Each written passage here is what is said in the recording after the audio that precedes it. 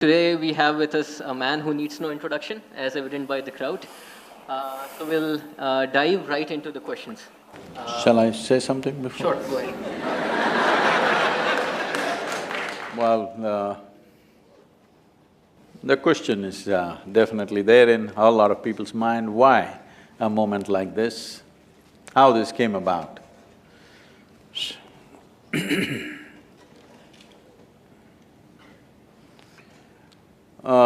In the last 36 years that I've been active with people, there's one constant refrain from people.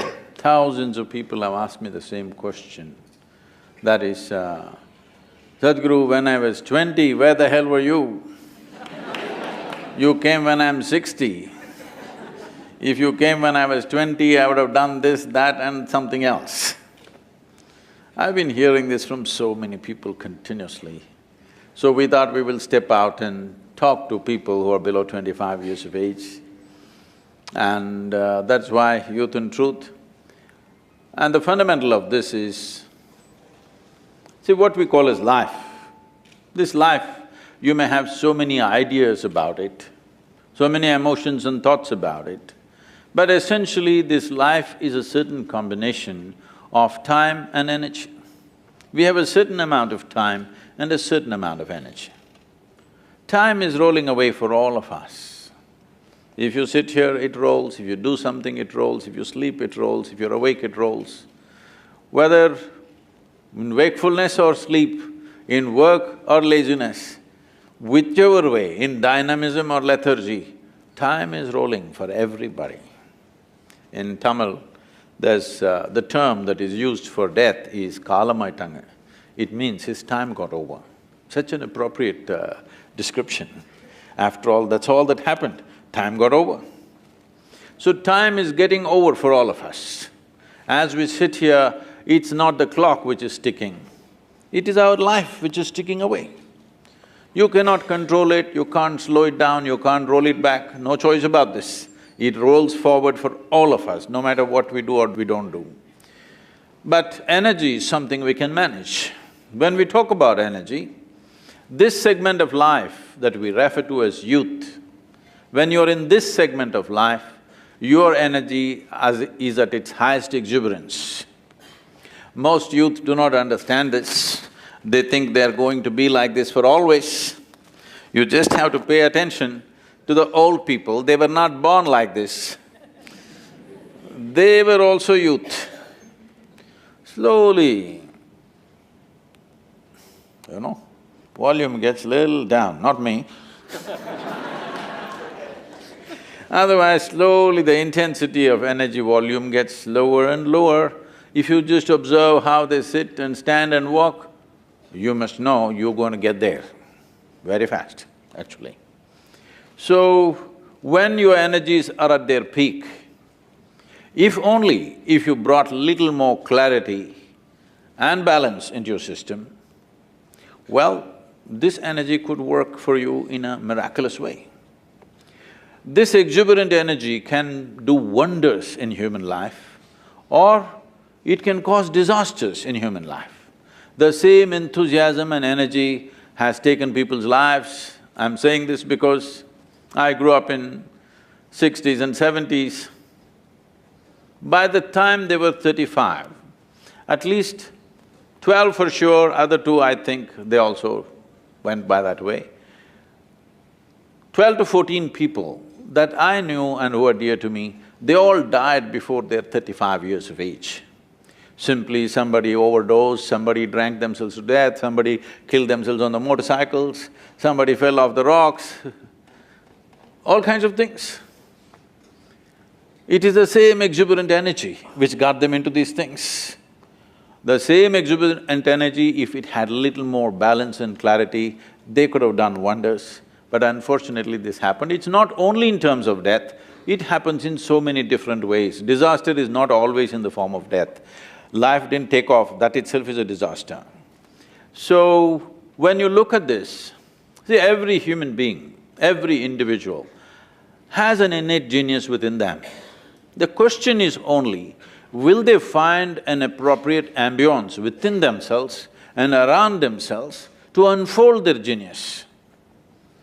This, unfortunately, in this world does not even happen to 1% of the population.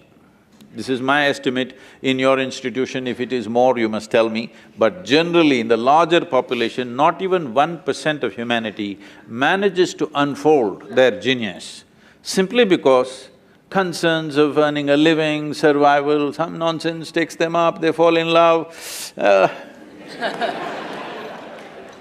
something happens. Either outside situations don't cooperate or inside situations don't cooperate. So, what I'm looking at is, if we can increase this percentage, let's say in this generation from 1% to 10%, we will have a phenomenal world. Because you cannot create a great world or a great nation or a great society, you can only create great human beings. If you create great human beings, great societies and nations and world will happen. It's a consequence. We cannot create the consequence, but the source of this is human genius must unfold. Only then you will find human beings functioning at a level well beyond what we normally consider as normal. It should become normal. It's normal for a flowering plant to blossom. Similarly, it must be normal for a human being to unfold and blossom their genius, because it's innate. It is only looking for an atmosphere where it is possible to do that. Can we create that in the society? Maybe it's a long way off. But can we at least create it within ourselves?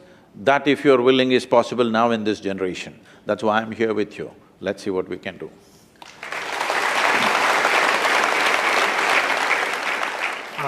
That, in essence, answers the first question which we had planned for you. So we'll actually move on. But what we have tried to do is we are representative of the student community, and we have taken their questions and actually tried to divide them in themes. And several themes have cropped up, and we'll proceed theme-wise during this conversation. The first theme that cropped up was about ethics and morality. And even though this wasn't the exact formulation of the problem, there were versions of this. And the version was that if Sadhguru could go back into the past, not because of yogic powers, but if there was a time machine, and with foresight, with knowledge about what happened during the World War II, would Sadhguru kill baby Hitler? Is the first question that cropped up.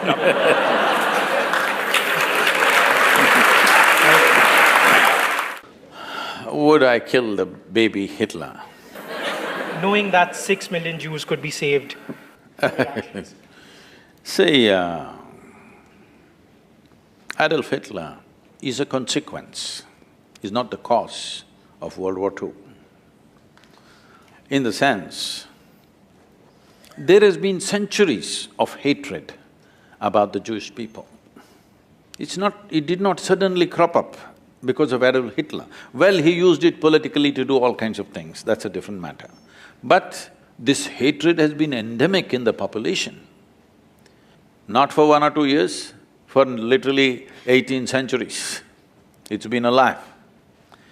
Now, Adolf Hitler became a representative of that hatred, and he consolidated that hatred, organized it in such a way that it became a mega disaster.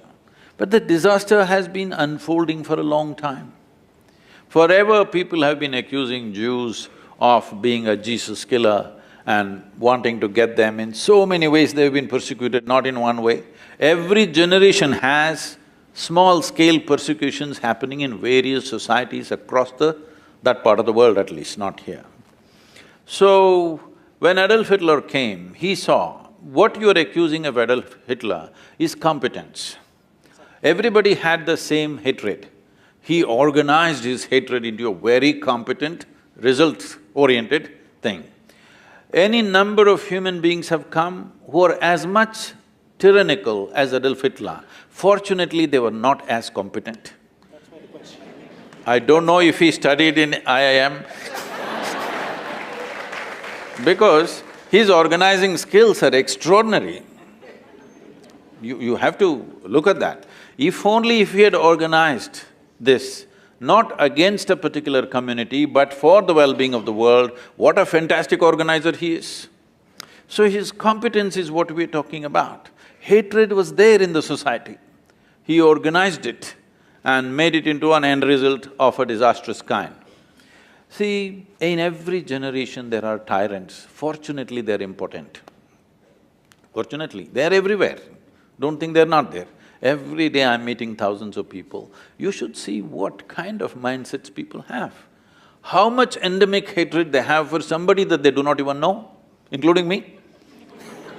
People who have never met me, people who have not had a word with me, they have so much hatred. Say, what's the problem? You've not even seen me yet. But no. So this endemic hatred is bred in the society in the form of religion, in our society in the form of caste, creed, ideologies. See, everybody is focused on Adolf Hitler. I'm not trying to belittle what he did. He is one man, so many people cause pain to each other, but he is one man who organized human pain like nobody else. He made a machine out of it. In a real organized way, like an industry. He did not do killing just for killing's sake, he made a killing industry, proper industry. Actually, they set up factories of death. So never before nobody organized it, but don't ever think nobody had those intentions, nobody had those same emotions, they had. But this man organized. So would you kill the baby Hitler? No, it wouldn't help, because another guy maybe with competence would have come up. You never know. So, what we need to work at is, we need to work at, as I was telling you, a culture of peace. This is important. We never worked at culture of peace. Only when it explodes in our face, we want it solved. Otherwise, we're just going about our business. The way we are driving on the street is violent, all right? It's not fast, it's just violent. I wish they were driving fast. If they were skilled, they would be driving fast. They're unskilled and they're violent drivers. Violence means you don't mind if somebody gets hurt, isn't it? Hello?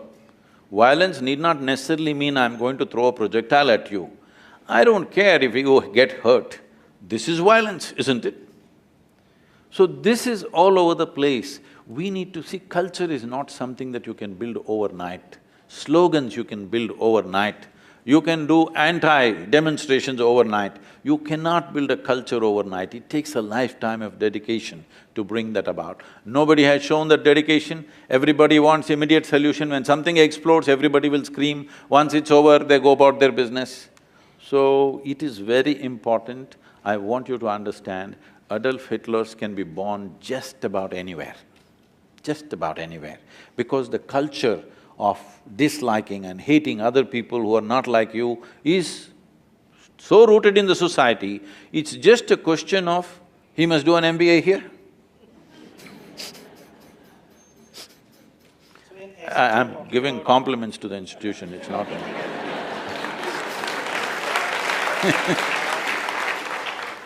Completely get it, but the main issue over here is that you tackle the root causes rather than manifestations of the root causes. Exactly, so… Consequences cannot be dealt with. It is a process we need to address. So the youth of today have a bit of confusion about the whole spirituality. We believe that the basic tenets of humanity, like justice, equality, fraternity, should be enough to be a better human being.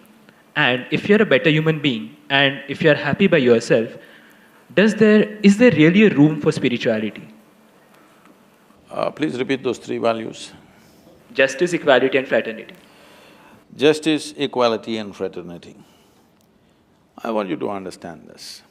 These are wonderful thoughts, but with horrible results on this planet. Because people who talked about this, well, Marx spoke about it, Engels spoke about it, Joseph Stalin spoke about it. But Joseph Stalin killed 3 times more than Adolf Hitler. Am I correct on the number, or you're disputing the number? I'm not disputing the number, Okay. but there is a fallacy in this argument. We will come to that. I'm saying you can carry any number of values, but you will see people will learn to subvert their own values in so many ways depending upon how much pressure is put upon them. So instead of morality, instead of this kind of moral structures, it is better that we fall back on our humanity, which is more reliable and always there. If we want to fall back on humanity, if you'll give me a couple of minutes, okay? See, what is it that is setting us apart? Why is it I must think that there must be fraternity? Because first of all, I think you and me are separate. Now I am trying to build brotherhood, isn't it so? First of all, I think the way you are is whatever. Now I am trying to include you. But how did you come to this?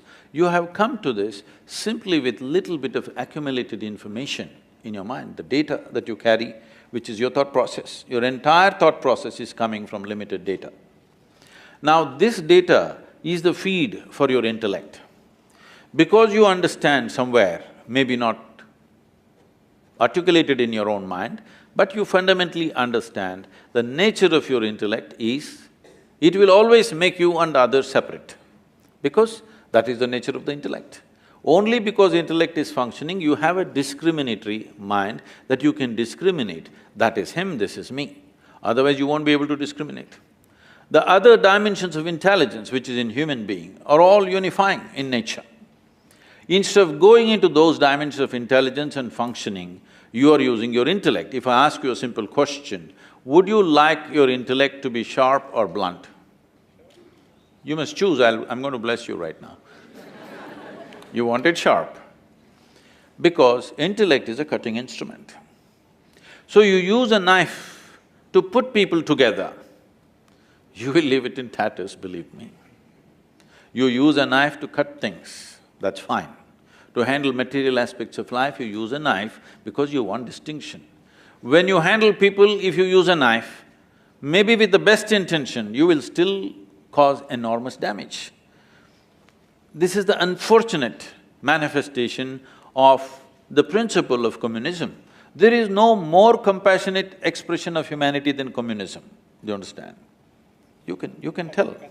There is actually, in philosophy, there is no more compassionate expression, because everybody according to their need, not according to their greed, is a fantastic idea. But wherever they tried to implement it, what happened was enormous violence simply because it's an intellectual idea. And intellect can only cut. If you try to sew with a knife, everything becomes tatters. This has happened repeatedly again and again. But there's another dimension of intelligence within you, I will skip. In yoga, we look at human intelligence as 16 parts, I will not go into it. The last part of intelligence is referred to as chitta. What this means is, an intelligence without an iota of memory in it. Why is this important is, see, you are who you are and I am who I am only because of the memory that you contain within you, isn't it? You are separate, I am separate, how? That is one silo of memory, this is another silo of memory. When I say memory, it's not just what you remember and don't remember. There is evolutionary memory, there is genetic memory, there is karmic memory, there's varieties of memory. The very way you sit and stand is because of your memory, yes? The very way the shape of your nose is, the tone of your skin, everything is memory. So what you call as myself is a product of a huge amount of memory. Memory allows you to do many things in the world, but at the same time, memory is also my boundary. This is my friend, this is somebody I do not know. How? Because I remember this one, I don't remember this one. It's memory which decides who is mine and who is not mine, what is mine and what is not mine. So there is an intelligence within you which is beyond memory. Only if you dip into that dimension of intelligence, in your experience, all boundaries have disappeared. In the sense, if you sit here right now in this hall, and even for one moment, even for one single moment, if you experienced all these people, just as the way you experience the 10 fingers of your hand as a part of yourself, after that, do I have to tell you morality, fraternity, equality, this, that? When you see somebody as a part of yourself, when you have known somebody as a part of yourself, there is no need for any principle or any morality. This is what spiritual process means. Spiritual process means you begin to experience something beyond your physical nature. Why this is important is, physical nature can only happen in defined boundaries. Without a defined boundary, there is no physical process, isn't it? This is my body and that is your body. How come? Because this is a boundary. Now this is my mind and that's your mind, because there is a boundary. But there is a dimension of intelligence which has no memory. If you enter that dimension, you will see that there is no memory. Because there is no memory, but still you're alert and alive, because of that, there is no boundaries. This can be explained in so many ways. See, if you do something very intense, if you do like this and just hold it like this, you can… Shall we experiment? Just for 20 seconds, vigorously rub your hands together with your eyes closed.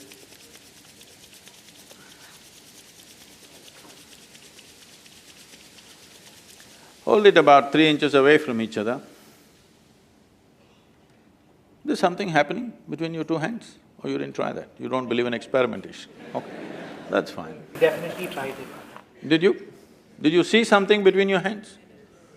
There is a certain energy. Why I'm saying this is, right now your definition of this is me and that is you has come like this. It is… See, how do you know? Can we do another experiment? Are you okay? Your right hand, let's touch your left hand. Is that you? Yes? Yes. Touch the chair on which you're sitting. Is that you? How do you know this? What tells you this is me and this is not me? No, no, no, no. There is sensation here, there's no sensation here, isn't it? Essentially, it is the boundaries of sensation which tells you what is me and what is not me. What spiritual process means is, you get your life energies into such an exuberance that your sensory body expands. If your sensory body expands, everything within the boundaries of your sensation, you experience it as myself. Right now, this water in this tumbler is definitely not you, but if you drink it, it becomes you, isn't it? This many kilograms, how did it come? Something that was outside now is within the boundaries of your sensation. Now if all these people are within the boundaries of your sensation, even for a moment, if you actually experience them as a part of myself, after that, do you need morality? So I guess the main part was that the question, I think, got lost in translation, because in essence, you guys were both talking about the same things. I thought he was speaking in English, was he? True, but translation is not always just language, it's also intent. Okay. He also implied that if people start looking at other people not as other people, but as humans. But how will you do it? According to me, the knowledge that we are all humans is essential to us. See, it is between human beings that this problem happens. We all know we are humans. If you were a tiger, I wouldn't fight with you. In essence, we are saying literally the same thing, we're just coming from different fronts. We are all humans. The fact that certain people have not acknowledged that we are humans is the cause of this problem. I don't think they have not acknowledged, they have acknowledged. They have said that we are different kinds of humans. Not really. Within a family, there's a lot of fight going on, brotherhood, fraternity, equality, but more clashes are happening within the four walls of a home in a family than between India and Pakistan, believe me.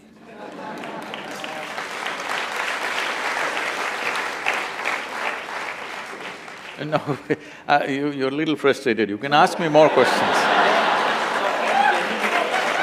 Huh? I'm genuinely not frustrated by this, it's just that the example which you have just given, that there are more clashes which happen Is it happening or not? than outside, is in essence, first of all, it is not essentially fact-based because it doesn't take it's on an assumption of how many clashes occur between India and Pakistan. The second is, it assumes that clashes which are occurring within the family are of the same magnitude. See, magnitude is different because we are not armed within the family and we have no intent to kill, all right? We have no intent to kill. But clashes are happening, isn't it? Emotions are happening. Are they happening or not? If you believe of everyone as your extension of your spiritual being, would clashes also not happen? See, spirituality is not a belief, that is where you're wrong. See, you think spirituality is one more belief like your values. Your values are made up by you. Spiritual process is not made up by… If you sit here and breathe, what you exhale, the trees are inhaling. What the trees are exhaling, you are inhaling. Is it a fact or is it my idea? It's a fact. Now this fact is only intellectual, but experientially if you sit here and actually experience one half of my lungs is actually hanging out there, which is the fact. If you experience this, after that, do I have to tell you, don't cut the tree?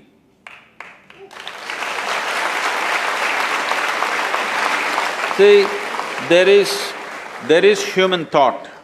This whole thing comes from the fundamental that we have made human thought far more important than the reality of the existence.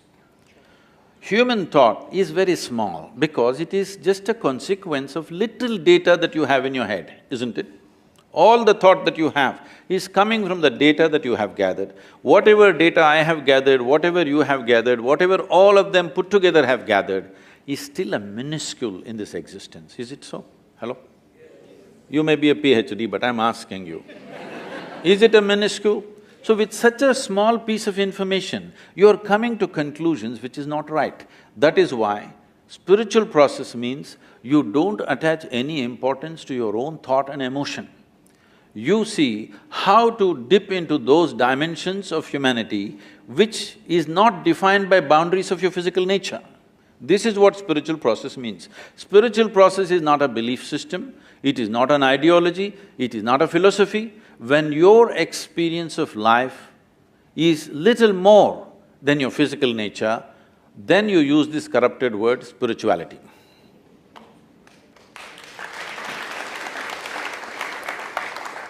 While answering the last question, you talked about memory, right? So, my question is, if all we are doing… So what's your view? Should we have an all-encompassing memory, or should it be a memoryless being? You know, because if we are a memoryless being, then there's no concept of future and past. There's no relation between actions and consequences. We talked about experience, that doesn't exist. Now, how does this idea come, memoryless being? You talked about chitta that has… I said memoryless intelligence, an intelligence which is beyond memory. I did not talk about a memoryless being because if there is no memory, there is no individuality of any kind, isn't it? That's what his point. So that's what the point is. I get you. To be an individual, memory is important, but because we have memory, all the It is not shortcomings… memory is important, memory is the basis of your individual nature. Is individualism important, like being… See, individualism means you are trying to make a religion out of yourself. There is no individualism. It is a privilege. Though we are part of everything here, if we don't understand this, we'll get the point when people bury us, that we are a part of everything. Right now we stand up, see, your existence here is like a pop-up on your computer screen. You pop up for 2 minutes and you go, okay? In the life of this planet, you are just a small pop-up. You'll go poop and poop, that's it. You and me, right now when we are here, we think we are this, but all this countless number of people who came before us, you think they were idiots? They were also like you and me, big people, but all topsoil now, isn't it? So anyway, we have no individuality. Individuality is an assumed thing. This is a great privilege creation has given us, though we are part of everything. We are allowed to experience life as an individual, how fantastic it is. We are greatly, grateful to this process because it allows a little bit of individuality for these few years that we are here. These years in the life of this planet is really nothing, 2 seconds they calculate something out of the billion years, whatever it's been here. So if 2-second pop-up assumes individualism, what is that?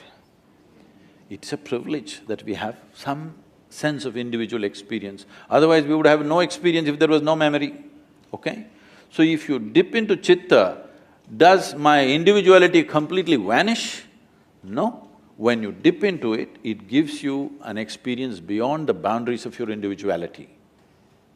Because of this, see, you are in this country, you're an Indian, but can you travel out? If you travel out, you're not an Indian anymore. Still am. You still are, just the same way. I'm still the same person, but I'm no more limited by the boundaries of my physiology and my psychological structure anymore. This gives me a larger sense of experience.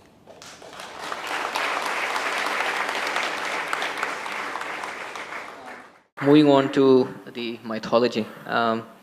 So we know that Iliad was written by Homer, right? A blind guy. He wrote that there are 14,000 horses. But since we know that he could not have seen it for himself, we believe that there's some sort of historical, storytelling going on there. Would you say? But nowadays, all the scriptures, religious scriptures, are taken as gospel. So should we also believe that there is myth making in Ramayana, in Mahabharata, and that taking them as gospel rather than just work of literature is wrong? I don't see anybody taking Ramayana and Mahabharata as a gospel. There are certain factions which are… No. They cannot, because they'll get freaked out with confusion. Because there are all kinds of people in Mahabharata, the best sort of men, the worst sort of men, in between every kind of man and woman. Is there over 100,000 characters? How can you make a gospel out of it? So you said storytelling. I don't know if you've seen the byline of Youth and Truth, not the seriousness of gospel, but the playfulness of gossip, because gossip has always been reliable. No, at any time in history, nobody went by the official version. Whatever the official version came, people asked around with their friends and relatives what happened. When 5 people said 5 different things, people learned out of their wisdom to extract some truth out of the gossip. But people always relied more on the gossip than the official version, isn't it so? It's not just today, always. However, given that this gossip can lead to a transformation of this truth to an extent where it's lost forever, do you think that's troubling? See, first of all, you're questioning, did it actually happen, right? No. So we are saying that the same argument which you have given is the argument which is usually used these days to say that buildings which were constructed by the Mughals were actually not Mughal structures. Okay. I get the however, point. that's gossip being misinterpreted completely. Now, see, if you come further south, people are questioning whether Rama existed or not, okay? This is just a question of poor memory. When the entire nation has been talking about it for thousands of years, now the problem is your trust in printed word is more than the spoken word, that is the whole problem. But you must understand, this is a oral culture. We always transmitted most significant things orally. You may think it's insignificant because it's not written, but anybody can write it down. People have written it down now it's a printed word. But now somebody questions, did Rama exist or not? Not in one place, in entire culture, when everybody is talking about the same story with minor variations here and there, it could not have been just made up by all the people, So I guess his point was also by bringing in the Iliad example the same, that the war on Troy did happen, but the fact that Homer says that 14,000 horses were there is clearly not truth. Maybe not. Maybe Ram did exist, but other facts which are… other things… See, we are after all Indians, we invented zero. We have certain freedom in using number of zeros. We're taking liberty with that. Don't… see whether 6,000–7,000 years ago, whether 100,000 men fought or 10,000 men fought, doesn't make a difference. The way the story is said in this country is not for its facts, but for its truth. You're trying to bring out a certain truth. The fact of it, whether 100,000 men fought, 10,000 men fought, what does it matter? You don't have to manage that war today, it's over.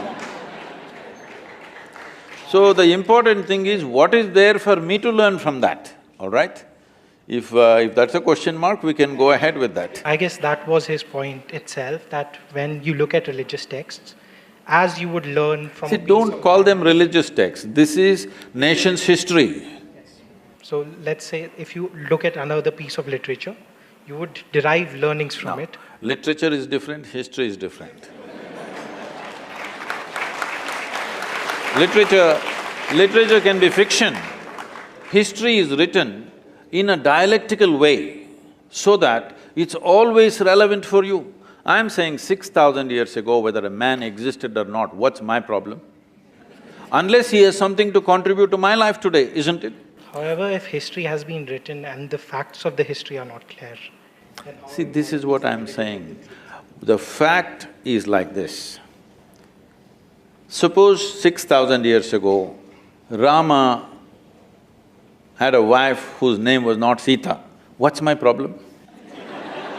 we are not questioning whether the name was… Not only the name, I'm saying, okay, he was not… his father's name was not that, it was something else. He was somebody else. What does it matter We to are me? even questioning the sequence of events over here. You can. How they… See, sequence of events also you can question, but what I'm asking is, a 6,000-year-old drama, if it got little mixed up, it is not your problem. The problem is just this, is there something for us to get from that? That's all the thing is. Now, why we are worshipping Rama in this country is, he's not a super success. He's a serial disaster, if you look at it. Yes. Even today he's having real estate issues, that's why you brought this up.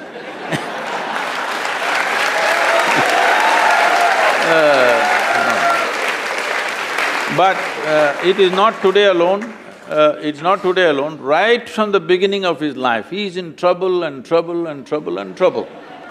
See, he is rightfully a king. He is coronated at the age of 17 or 18. He marries a princess, and within 1 or 2 years, he's sent to the forest. They didn't go to the jungle for picnic. As some of the television serials are showing Rama, Sita doing all that. No, it is like, throwing him out of the kingdom from his power and everything. That itself would have shattered a man, but he settled down there.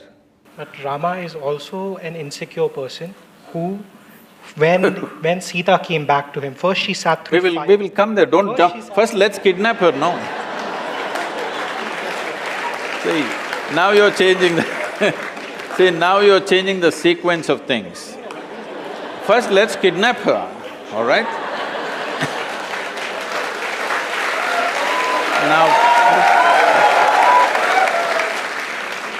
Now the Sri Lankan people come and kidnap his wife and go away. After all, he is a king. If somebody steals his wife and takes her away some 3,000 kilometers down south, there's no GPS to even find out where is Sri Lanka, all right? At a time like that, being a king, he could have found a local solution. There would be any number of women to marry the men, he's a king. But he goes in search of her, not with a big army, just him and his brother, like ordinary people. If a man has to walk 3,000 kilometers down south, not knowing where she is, whether she is alive or dead or what's happened, then she must mean so much to him, yes or no? Otherwise, why would a man walk that distance? Now, he goes there, he forms a Tamil army, don't forget this. And then there is a fight, kills hundreds of people, burns down a beautiful city, gets back his wife, comes and settles down. Before this, I will tell you, he goes for a year of penance in Himalayas. His brother asks, are you crazy? This man stole your wife and now you're doing penance for his death. He said he had 10 basic qualities, Ravana. Killing those 9, which were horrendous qualities, no penance for me, no repentance for that. But he was also a great devotee and I killed that also. So 1 year of penance the man goes for. This is not a… And then he settles down and his wife is pregnant. You must understand, for a king, his wife is pregnant means it's not just about a child, it's a progeny for his empire and there are many things involved. No sonogram, so he doesn't know whether it's a girl or a boy or boys or girls or anything. But once again a political situation evolves where he has to send his wife to the forest, which you are saying is insecurity. Not that part. So we can even begin from the first point in which, after he rescues Sita, Sita has to sit through a fire to prove that she is pure. For whom? So that other people will accept her. Because Rama cared about how people saw him. Rama, when he came back, a random dhobi in your kingdom said that, Sita, I am not like Ram, who will keep a woman in my house, who might have a child which is not mine. For this, Rama sends away Sita again to the forest. That is the insecurity you're talking about. At any point, Rama wanted his people to love him.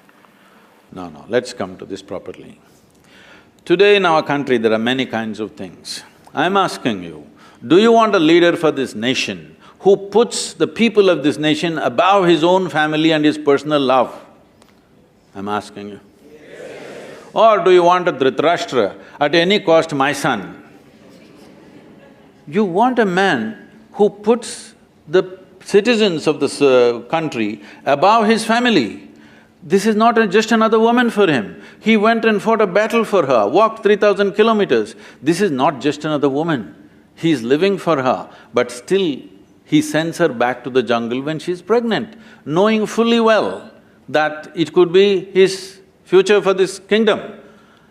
And he's putting… See, it is not just about a dhobi, this is what your mistake… you're taking these things literally. When a dhobi said, what it is being said is ordinary people are talking like this. Ordinary people have no trust in the king, that he's just brought some woman from somewhere and he's made her our queen, because queen is seen as a mother to the nation. We don't want such a woman as our mother, that's what they're saying. She went and lived with some man somewhere. This is what the people of those times are saying. So if the king says, I don't care what you think, I love my wife and keep her, that would be not a good king, not a good administrator. So he is putting his people above somebody that he loves very, very dearly, and she's pregnant. It's not a small thing for him, it means a world. But still, he sends her to the jungle. This should be bowed down to, this is why we bow down to the man. No? Please say it. No, why? He has something to say, please. So there are different types of responsibilities of you as a person. As a king, there are different responsibilities, and as a human, as a family member, you have different responsibilities. Now you can't just throw away your wife and send her to a jungle. It's like just objectifying her. It's not treating her like another human who's pregnant, who will need different things, and have promised her different things. Well, then you're against Gautam Buddha, you're against Rama, everybody. But you need to understand this in the right context, that is, if this woman didn't mean anything to her, he wouldn't have traveled down to Sri Lanka, fought a battle and brought her back, isn't it? It was his pride about what… How can you His pride he could have got 100 wives around him if he wished, but he went for this person who means so much to him. Moving on… No, you must see the words that he's uttered. You must see the words he uttered about Sita, what she means to him, how he cried to Lakshmana and what he said. Actions are way more important. Why are you reading all these evil intentions in his mind that he did not express anywhere? He did not express… With our words, we can say anything. See, as far as you are concerned, you know only what you read. You don't know anything else about his life, neither me nor you, all right? Perfect. So, from what you read, nowhere does it say that he was insecure. Nowhere does it say he went for his pride. Nowhere does it say that… No, everywhere it says very clearly, let me tell you, the reason why he is worshipped today is, though life threw disasters after disasters at him, the man never became resentful, never became hateful, never became angry. He did not become a recluse either. He went about fulfilling every duty that he has to do. With a personal pain and grief that he is carrying all his life, the man went about doing the best he can do for his praja of the day. If this is being accused of being as pride and this…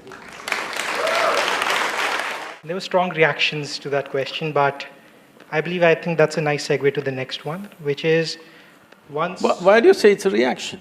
At least… See, You had once said that people should not react to injustice, but this country has been based on civil disobedience movement. Movements like anti… Did I say they should not react to injustice? There was a quote of you…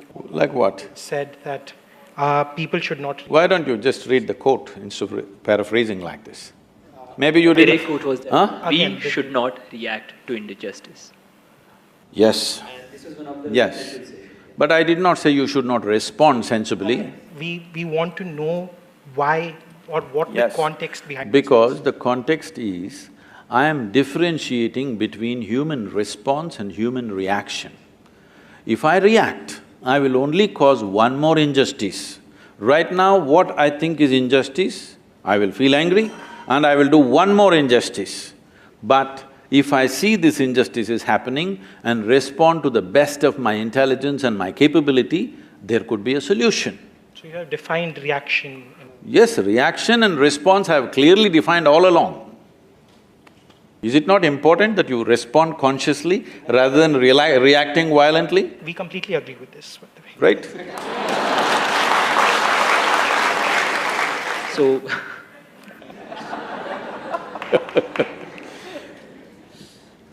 I'm glad your serious face is gone, you're laughing. Now we can talk. so this was you quoted somewhere that religions have nothing to do with the lynchings that have been going on around. But if we see the facts, members of a particular minority community are being targeted by the perpetrators who identify themselves with another religious community. And if these are the facts, then how can you say that religions are not connected to the lynchings? See, probably you're just going by the television reports. Just go a little further into the… You read your book as well. So in your book, you say… In book I'm talking about lynchings. yeah, so in your book you have mentioned that you went to a village and a Oh, yes, policeman was of your course. friend, and you mentioned that… No, I will tell you the incident properly, you don't water this down. I'll tell you that incident properly. Will you give me 2 minutes? All right? See, I was living in a remote part of Karnataka. Karnataka is generally a docile, peaceful place. It's not a very activist kind or violent kind, there's no religious frictions happening, it's very docile people. One day I just ride down into the village and a big crowd, and what is it? I just park and go and see, they're beating one person like you can't imagine, with all kinds of things, whatever they get. I tried to stop, they just brushed me aside and said, you don't get into this. As I saw, within 2-3 minutes, the man died. Don't know who he is. Those days in the villages, nobody wore trousers, normally they wear either shorts or dhotis and things like that. This guy had trousers and some kind of dirty-looking shirt. And somebody thought he's a child lifter. Right there, they killed him and they dug a hole right outside the village where everybody can see, and they buried him right there because nobody has any fear that this is going to be a murder, this is going to be pursued. There is no such thing, they think it's their right to do that. I was appalled. Till then I had never faced a situation like that in my life. I was just 22, 23. So I rode down to the police station, which was just about eight or 9 kilometers from there. This policeman or this sub-inspector was my senior in college, so I knew him. So I went to him and I just saw this, you have to come and do something.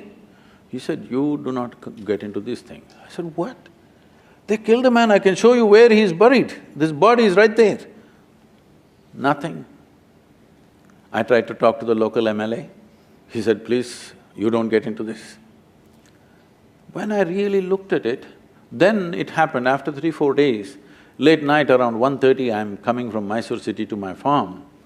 On a remote road, it's a very remote place, it's in the hills. I ride in, young people are standing there with fires burning, with sticks and rods and everything. Oh, they shout, the motorcycle comes means. If you don't identify yourself, you would be killed too, right there, without a question. Because the rumor has gone around, somebody is doing child lifting, there's a local dam coming up, they're sacrificing many children. Nobody knows where the hell is the dam, nobody knows if anybody ever lost a child in the region, but just this rumor goes around. Then when I really look at it, I saw another one like this which happened for some stealing that happened, another one where he was beaten but he did not die. When you really look at it, every year in this country, over 40,000 children go missing. So there is a paranoia in the villages. Especially girl children who go missing, they just never found, never ever found. So tomorrow if my child disappears, what do? Hold an FIR and sit there and pray, is it? So first, their thing is to react in such a way, if my child is stolen, is it an injustice to me? Hello? And never to find the child, again not knowing what happened, whether they're alive or dead. If they die in front of you, it's okay. But they just disappear and you don't know whether they're alive or dead, you know what the parents go through? So there is a paranoia about this.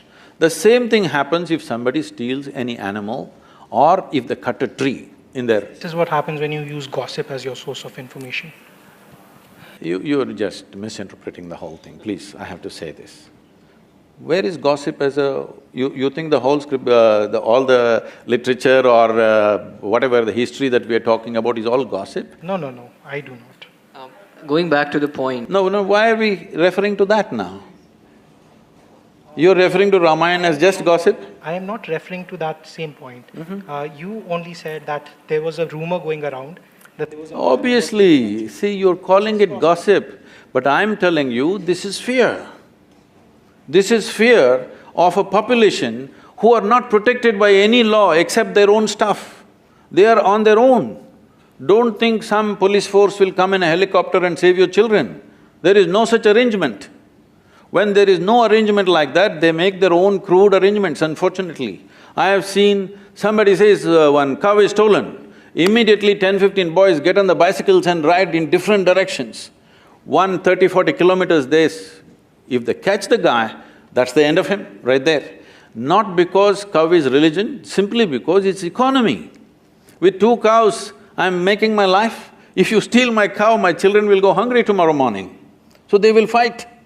So this is because the law has not spread itself to every inch of geography on this land, you must understand this. Even today in a big city, I'm telling you, if something happens to you, if you want to file a complaint, you will have to take the local MLA, somebody else, a businessman who knows somebody. By yourself you can't file, this is the reality. Somebody who has no basis in his life. So does this imply mob justice is valid? How are you saying these things? Do I look like a lyncher for you? Then why are you asking that question? I'm telling you, see, this is the problem. The problem is, we don't want to understand the reality and the pain of the people. We just want to make a judgment on them. I am saying, unfortunately, nobody has provided them a way. So they're doing their own things. When mob enforces something, this is the unfortunate way it will happen. Do we want this to happen? Absolutely no.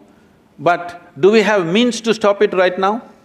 Till you make law available to everybody and quick justice to everybody, I am telling you, people will do their own things. If you think they should not do, because you are living in the safe, enclosure of a wonderful institution, you don't understand what it is in a village. When my child goes missing, what do I do? What do I do? Where do I go? You don't know. I've seen people, women crying and beating their breasts and walking around because their children are missing. They don't know where they've gone. Finished. Can I speak? Yes, sir. So, you have talked in general about the lynchings that have been happening, and we don't deny that. They have been happening throughout the history, they have been happening in this country, and our inability to bring them to the judiciary is the cause. But I'm talking about a specific type I got that. Which have increased recently, and which are facts that they have been increasing recently. And it's not about my cow getting steal, it's about there is a cow somewhere out there, it's been killed, and now I have to lynch for that. There is a difference in mentality, and it has not been seen before. Definitely there is. It's not that it's not been seen before. It's right now being reported because this is one of the political strategies that's happening in the country. It's not also about political strategy. There are many incidences which are not being reported by media but are still happening, and there's research being going on about that. So whatever we found out about the lynching are just like few percentage of that. It's a very small percentage what you found out. Till now in these 4 years, because basically this is all focused towards this particular government, all right? So in these 4 years, 42 lynchings have been reported. Out of these, 12 lynchings are supposed to be more, religious basis is there to it, 12 of them out of 42. But Over 3.5 to 4 million bovine animals in this country are stolen every year. And they're smuggled across both the borders. Now western border has become very tight because of security issues. Largely it's going through the eastern border. When who is losing these 4 million cows? You must see this. Whose economy is ruined? Somebody's economy is ruined, his family economy is ruined, isn't it? Because animals went away. Over 3.5 to 4 million animals are stolen in the country every year. And anyway, for your information, every year, in 4 years, 42 lynchings have happened, 12 of them have a religious connotation to it for sure, there's no question. Was that just reported? That is reported. But what is not reported is every year, over 100 uniformed men, including BSF soldiers, are lynched and killed by the cattle smugglers. That's totally a different issue. Let's not bring that into it. That's totally a different issue. No, please, why is it? It's connected, right? So this is not No, just no, about… please let us… Why? Just because somebody wears a uniform, is he supposed to die? I'm just saying, let's not connect these two issues. No, One is religious, one is security I issue. want you to understand when there is a large-scale crime going on, when there's a large-scale crime going on, 4 million animals means on this side of the border, they're approximately 10 to 15,000 rupees. Across the border, they're between 30 to 50,000 rupees. I want you to calculate the numbers, you're the business guys, all right? I won't get the numbers right, please get me the numbers. I totally agree with you. So when… Have been happening. Please understand this, these cows don't fly. They have to be walked, all right? These cows, these animals have to be walked or transported in trucks. Only small amount is transported in trucks, rest of them are walked in the nights, okay? From across the country, 4 million animals. When such a large-scale crime is happening, you think there will be no reaction at all?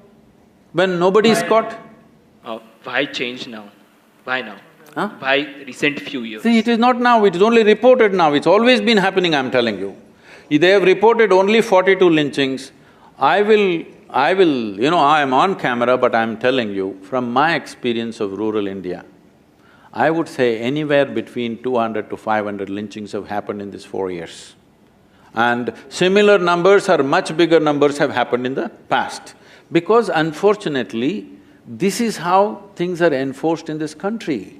You have to change it means you have to create an enforcement mechanism that's available to everybody. In United States, they say an average time in which a police car arrives is 3 minutes and 20 seconds, even if it's in Montana, average time. In New York City, they will arrive within 30-40 seconds, armed men, not just handguns. If you open their boot, they got a shotgun, they got rifles, they got works. Now, a lathi-wielding, cycle-ridden policeman comes, you think he can handle these 10-15 youth or 100 youth who are indulging in this violence? He is not capable of handling. So can we create a nation where law can be enforced, or are we just going on accusing each other, you did it, I did it, I did it, you did it? What's the point? If you want to create a law-abiding nation, the instruments of law should be strengthened. We're talking about police reforms for 25 years, where the hell are they? Exactly, I think we were also… So to wrap up the argument here, I'll be wrapping up your argument. So what you're suggesting is that mass hysteria is pretty common, has already existed, mostly because of… you can give names sitting in the comfort of your well-to-do homes, you can give these names, it's mass hysteria. Tell me, any of you ladies, I'm asking you, suppose your child is stolen and you know that you may never find, how will you react? You will go wild, all right? Don't call it mass hysteria, this, that. This is absence of law enforcement. We are also agreeing with that it is strong… But why are you calling it mass hysteria as if it's some kind of an ailment? I mean, this is caused because people don't have enough information, or they believe in rumors, or because… See, there are rumors, but why are you ignoring? Every year, 40,000 children are stolen, it's not a rumor, it's a fact. Nearly 4 million cattle are stolen, it's not a rumor, it's a fact. Also, legal enforcement needs to be strengthened. The fact that these things happen is problematic. That is all I'm saying, but you pick up one sentence and you say supporting lynching, how can you say that? This looks like… I am not supporting lynching. Again, Sadhguru, one important thing is, these are things which we came across, which we felt that… You can ask me. There is no problem asking any question. We wanted to know what was the context behind This is the these context, statements. all right. Because as you pointed out, people should not react to injustice had a very different context. They must respond sensibly. In a conscious manner, human being means one significant aspect of who we are is, see, we do the same things animals do. We are born, they are born, we eat, they reproduce, we sleep, they sleep, we die, they die. We do the same things. Only difference is we can do these things consciously. If we give up that one consciously acting, we are just one more creature on this planet. So I was making the distinction, if you react, you will just express your animal nature in some way. So this whole lynching business is just a reaction. But at the same time, people are helpless, they have no other way. There is no other way. You can go and file an FIR and hold this paper in your hand. You will not see anything happening in a village. You have said that all men and women are equal. We all believe that.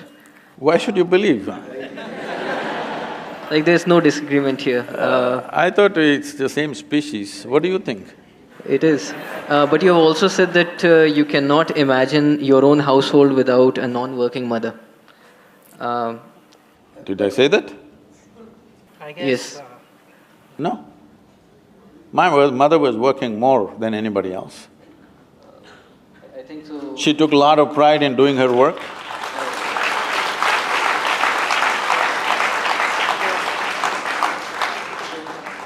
Okay, let's come to the major point. So, unlike your mother, my mother, she's also a working mother.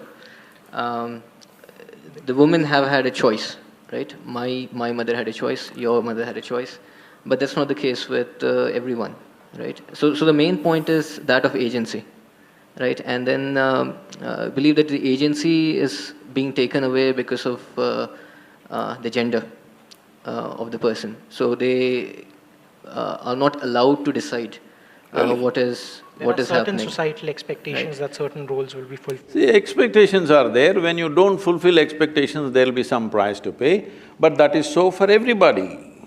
That is… See, I'm not trying to say there has not been a certain level of exploitation, there definitely has been.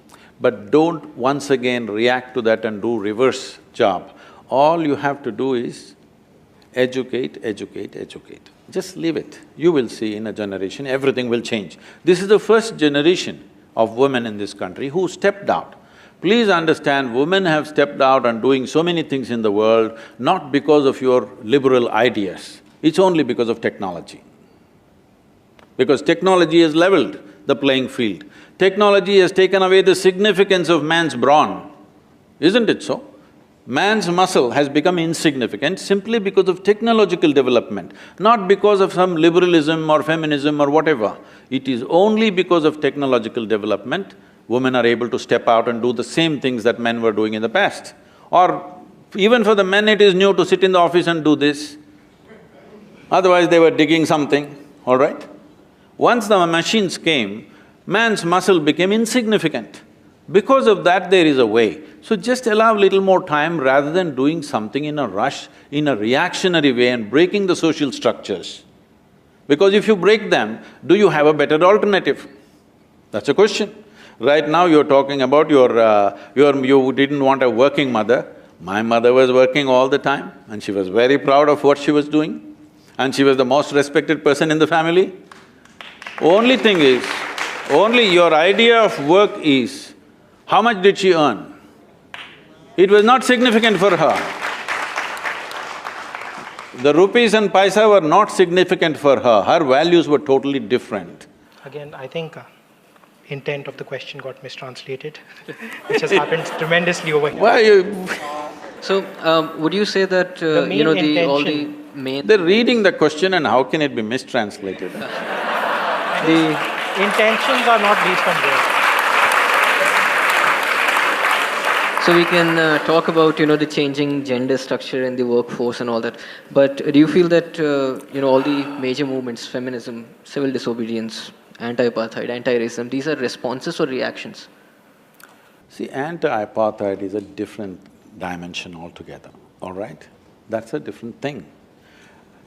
Similarly, How is it different? See, it is an engineered discrimination, all right? Between men and women, responsibilities were divided. It is only when it so happened that our values became purely economic, suddenly we thought, women are at a disadvantage. If you go to the village and see men and women are working on the field as equals, well, she will do planting, he will do digging. Does it mean to say inequality? He has more muscles, so he does that kind of work. She has another kind of strength, so does this.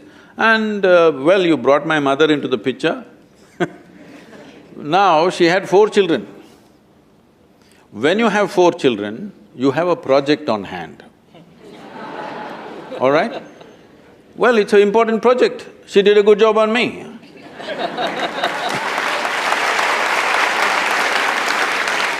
The kind that I was, if she did not tend to me constantly, I don't know what I would have become, all right? She did a good job on me and I'm glad. Not by domineering presence, but simply out of her love. You could not do anything that she won't like simply because she will simply sit there with a tear in her eye and finished. Everybody's finished in the house. That's all. She never said one word, she never scolded anybody, abused anybody, beat anybody. If we did something that was against whatever she thought is good for everybody, just one tear appeared in her eyes, finished we were. Everybody got fixed, absolutely. So she had that kind of power and she exerted that when she had to. Because she did not earn money, is she inferior to anybody? I don't think so. I don't think even he implied that. No, when you say working mother and a non-working mother, it's a wrong description. They're working. Only thing is, they may not be getting paid for it. Exactly how you said that react and response are nuanced versions of the same word. Working, non-working are nuanced versions of the same. So you're talking about, the gender roles that are usually associated, and what the expectation is. See, if a woman wants to work outside, anyway, there is a biological responsibility. For some reason, nature has trusted a woman more than the man and entrusted this responsibility of manufacturing, I'm using the word manufacturing intentionally, manufacturing the next generation. Isn't this one of the most important things that needs to happen in human societies? Hello? If we don't do this properly, it doesn't matter what kind of management techniques you learn, is it going to work in the society, I'm asking? So now, once you have a child, a human child is not born like other creatures. You drop, a cow drops a calf and immediately it starts running around. A human being is not born like that. A human being needs nurture. Now we are in a society where the first generation has stepped out to work outside. Once again, because of technology, they again started working from home, which is a very good thing actually. But they stepped outside, but we don't have social structures to take care of the young ones. You leave your children into somebody's hands and go. You know what all damage can happen? You know how America is suffering for this? Though they have lot of structures and laws about how children should be taken care of, in spite of that, I'm just saying this because just a few days ago, they brought this child, who's 8-year-old girl from Ohio, an Indian couple. When the child was young, they left this child, usually teenage students take up this babysitting because they need some extra money. So this is called as what? They shake them like this, what's it called? There's some term for this, that they shake the children like this when they're crying so that they quieten up. So this girl was shaken like this. Bad parenting is the word. Bad parenting. No. The babysitters are known to do this. There's a term, technical term for that, because there are so many thousands of cases where children have been damaged because of this shaking. So the spine got damaged and this girl, the left side got paralyzed. And they brought this girl to me, she's 8-year-old girl, now we're putting her through various things, she's beginning to walk but her speech is not there, so many troubles. Normal child, but a 17-year-old girl who came there to do babysitting, she just got irritated with this baby crying and she shook her. So a human child needs not just nourishment, it needs somebody to play with, somebody to laugh, somebody to smile, somebody to love and hug and kiss the child. Till we make such arrangements, don't be in too much of a rush because we'll damage a whole generation of people. We need to make those arrangements in the society. See, just now this society has just beginning to move away from joint family structure, where we had the luxury of grandmothers and aunts and this and that, all that is gone. Nuclear families have come, just husband, wife, children. Now there is no support system, nor is there an organized support system either by the government or private agencies. Nobody has come up with a real-time support system for young children. Where are you going to throw them and go when you go to work? I don't believe he's meaning you throw them and go. I did not say he means that. Why are you taking everything like… I didn't mean My bad.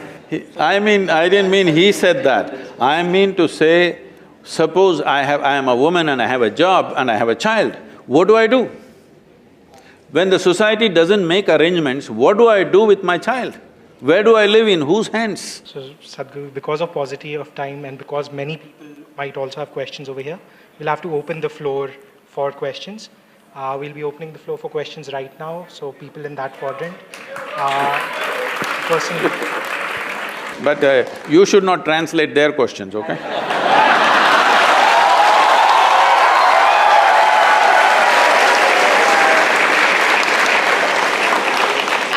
That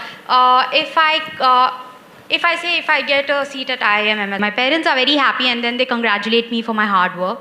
But the same thing, if I do not get a seat, they are like, you will get what God intended for you. So if already everything is predestined for me, why do I take up all this effort to even work hard? No.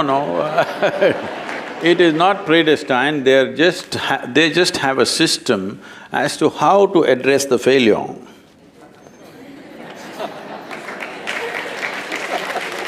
They don't want you to get totally frustrated and agonized by something that did not work. This is God's intention, just enjoy the God slap, okay? This is an effective way of creating solace. This is not a solution, but this is a solace, this is a psychological process that somebody is trying to diminish your suffering for that moment so that you understand you are in greater plan. That's why you didn't get the admission. Namaskaram, Sadhguru. My question is, everybody has got their own dream, especially related to career. But sometimes the dream of a child goes against the willingness of his parents. A child wants to do something and his parents want him to do something else. What should a child do in this situation? Should he go with his own dream, against his parents with his own dream, or should he kill the dream inside him and obey his parents? Namaskar. Are you the child, sir? Yeah. No, luckily I am not. Please. Well, we must understand this. If what we want to do is not in an already laid out path, if you want to do something different, if you think you will ever do it with everybody's approval, it'll never happen, all right? At the same time, somebody has born you, somebody has brought you up, somebody has educated you, somebody has… in many ways they lived their life for you. Can you just reject them and do what the hell you want? No. So, you must understand, the parent and child relationship is that of love. You must increase the love volume and do what you want to do.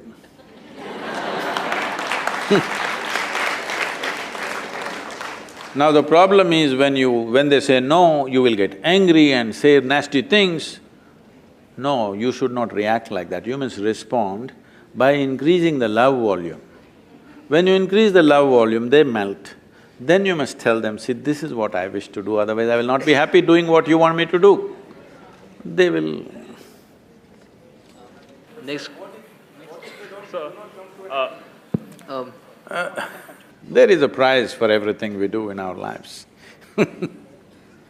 So we were talking about how it is a dilemma for a mother if she has a job to serve and a child to take care of. My question is why the same dilemma doesn't exist for the father? Because we're talking about a mother should be there to play with the child, to take care. Why can a father not be there? Or why the same dilemma doesn't exist for the father as it does for the mother? It is not that it doesn't exist, it does exist today. It is just that at an early age, a child prefers mother's company more than the father's. When he starts running around, he likes father. When he is still crawling and boo-boo-boo, he likes mother.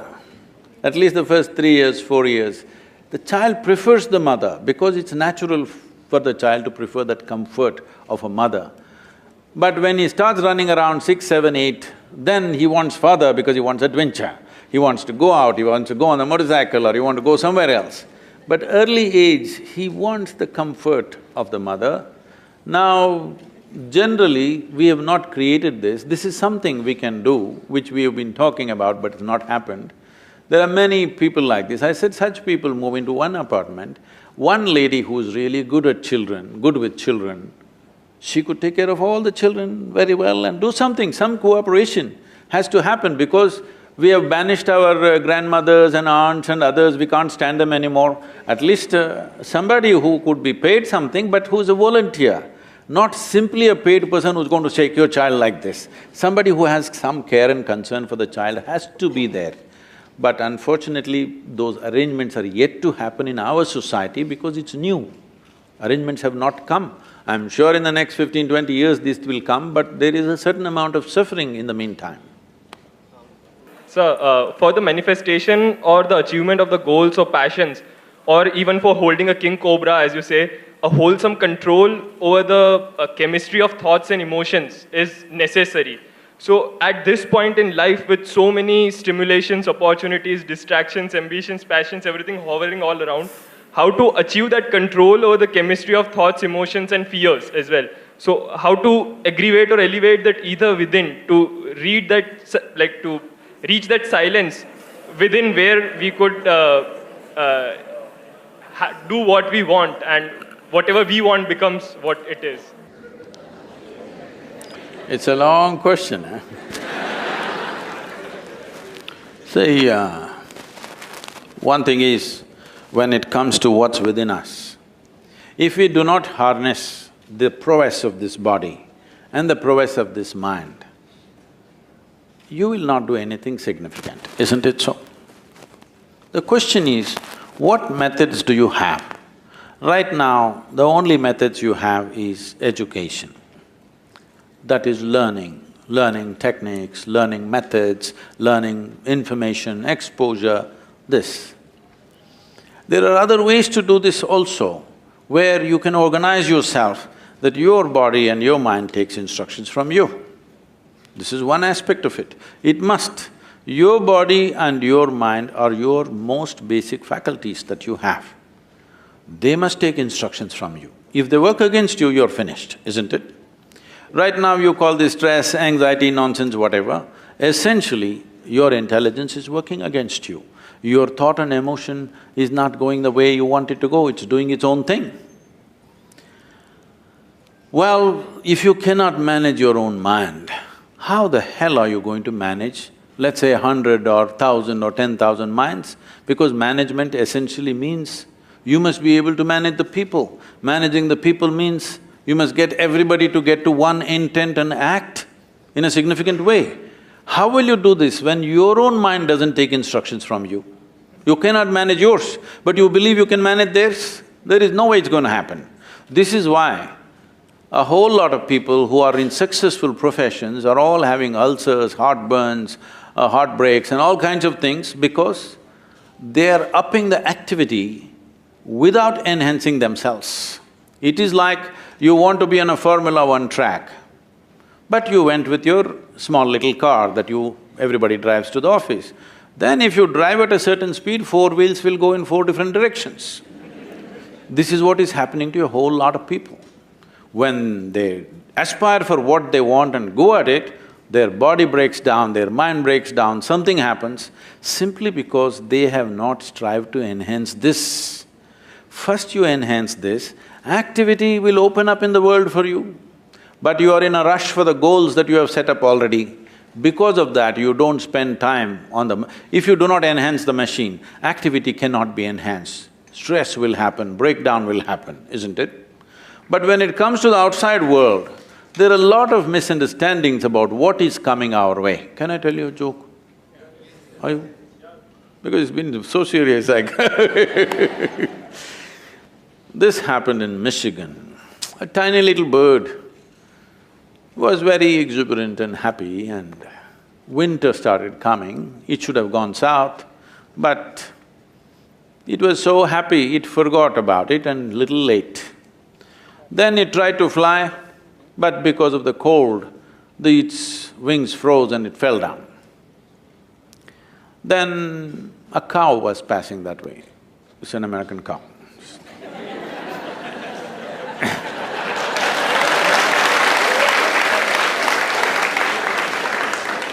A cow was passing that way and it dropped a heap of dung and it fell right on the bird. So inside this dung, the warmth of the dung caused thaw of the wings, the ice melted away and it felt happy and warm.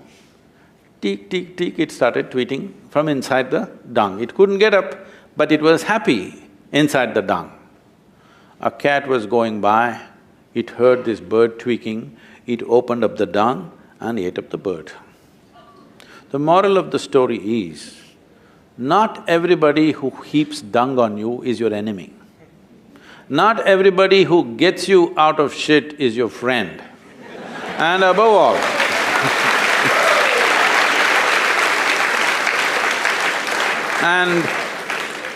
and above all, when you're in a heap of shit, keep your mouth shut.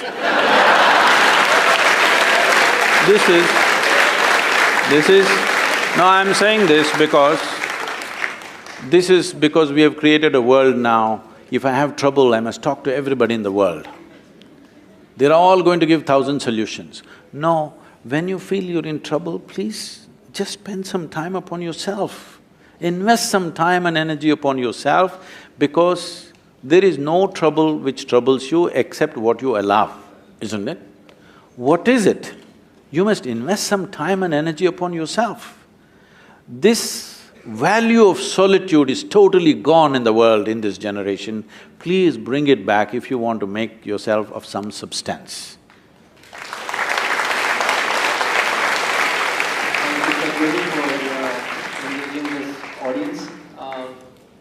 I'd like to just thank the Isha Foundation for such a wonderful show they put on.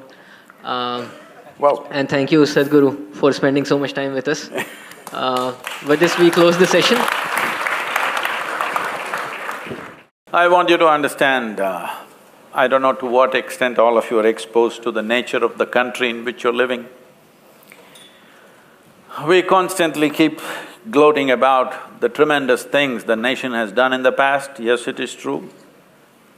But we've also forgotten a whole lot of horrendous things that have happened to this country, and today we are where we are, where there's inequality of absurd kind, okay? Absurd kind and most cruel kind. A variety of problems in this country. This country is a heap of problems. This education that you're getting here in a premier institution, please may it become the source of sorting out and solving the problems in this country, because I'm telling you, not even 1% of this country's population can even sit in the kind of comfort and ambience that you and me are sitting right now. Not even 1%. This cannot be called success. This cannot be called even a nation, if you ask me. So, we have to make a nation out of this 1.3 billion people we have on our hands, and a whole lot of them are youthful.